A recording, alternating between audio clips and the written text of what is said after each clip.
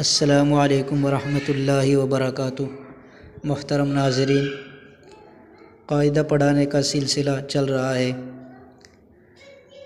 اس سے پچھلی ویڈیو میں چوتھی تختی پڑھائی، اب انشاءاللہ پانچویں تختی کے پڑھانے کے بارے میں بتلائے گئے۔ بسم اللہ الرحمن الرحیم۔ تختی نمبر 5، تنوین۔ تنوین کہتے ہیں 2 زبر 2 زیر 2 پیش کو تنوین کہتے ہیں۔ دوسرے الفاظ میں 2 زبر 2 زیر 2 پیش کو کیا کہتے ہیں؟ تنوین کہتے ہیں۔ تنوین یہ تختی نمبر 5ویں جو ہے، اس میں 2 باتوں کا مد نظر رکھنا بہت ضروری ہے۔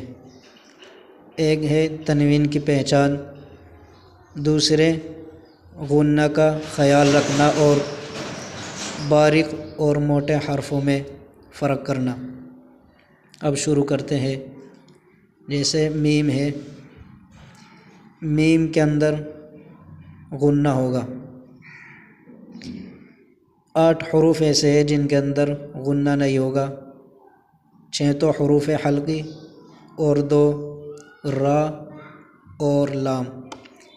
اس کے علاوہ باقی سبھی حروفوں کے اندر غنہ ہوگا۔ چلو پڑھتے ہیں۔ میم 2 زبر من، میم 2 زیر من، میم 2 پیش من، من من من۔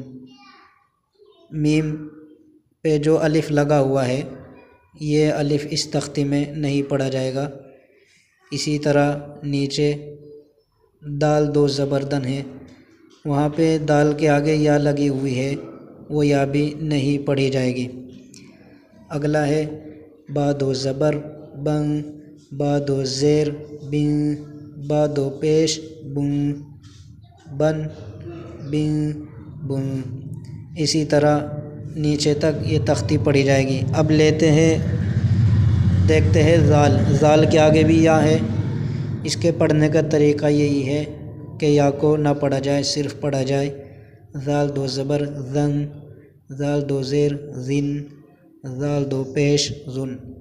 ایسے نہ پڑھا جائے جیسا کہ عام طور سے بچے پڑھتے ہیں زال یا 2 زبر زن۔ ایسے پڑھنا بالکل بھی درست نہیں ہے۔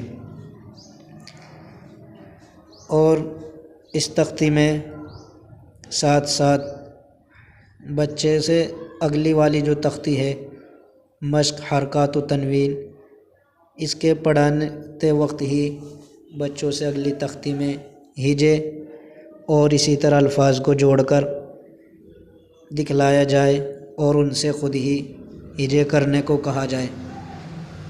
اسی طرح پارے کا کوئی لفظ آسان سا لے لیا جائے، وہ الفاظ جن کے اوپر حرکات و تنوین ہو، تاکہ معلوم ہو جائے کہ بچے کو پہچان ہوئی یا نہیں۔